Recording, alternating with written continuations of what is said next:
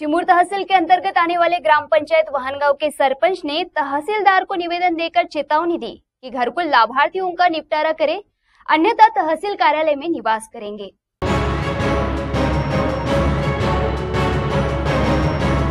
घरकुल लाभार्थियों के मामले का निपटारा करें, अन्यथा तहसील कार्यालय में निवास करेंगे। इस मांग के साथ वहनगांव के सरपंच प्रशांत कोल्हे तथा अन्य नागरिकों ने चिमूर के तहसीलदार को एक निवेदन सौंपा। तो आइए सुनते हैं इस निवेदन के संदर्भ में वहनगांव के सरपंच प्रशांत कोल्हे ने विस्तार पूर्वक क्या कहा, स्वयं उन्हीं की जुबानी।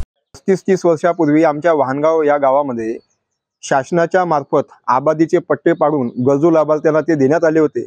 परंतु आज 35-40 वर्ष होऊन सुद्धा काही पट्ट्यांवरती त्या लाभार्थ्यांनी त्या जागेचा पट्ट्याचा उपयोग न केल्याने आणि आमच्याच गावामध्ये असे अनेक लाभार्थी आहेत की ज्यांना जागेची गरज आहे आणि अशा गरजू लोकांची आमच्याकडे जी मागणी आहे की आम्हाला राहण्याकरता जागा नाही, यासाठी म्हणून आम्ही शासनाकडे तहसीलदार साहेबांकडे 4-5 वर्षापूर्वी की असे जे लाभार्थी आहे का ज्यांनी शर्त भंग केली अशा लोकांचे पट्टे शासन जमा करून ते पट्टे गरजू लाभार्थ्यांना द्यावे म्हणून आम्ही शासनाकडे प्रस्ताव पाठवला होता।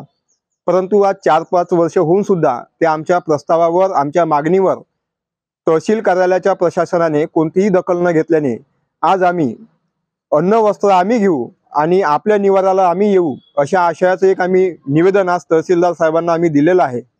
आणि या निवेदनाच्या माध्यमातून 7 दिवसाच्या आत जर आपण ही जर आमची मागणी पूर्ण केली नाही आणि गरजू लाभार्थ्यांना जर पट्टे दिले नाही तर आम्ही आमच्या अन्न आणि वस्त्रासह आमच्या या तहसील कार्यालयामध्ये निवाराला येऊ असं निवेदन आज आम्ही माननीय तहसीलदार साहेबांकडे सोपवलं आहे। CTV के लिए हमारे प्रतिनिधि बालू सातपुते की रिपोर्ट।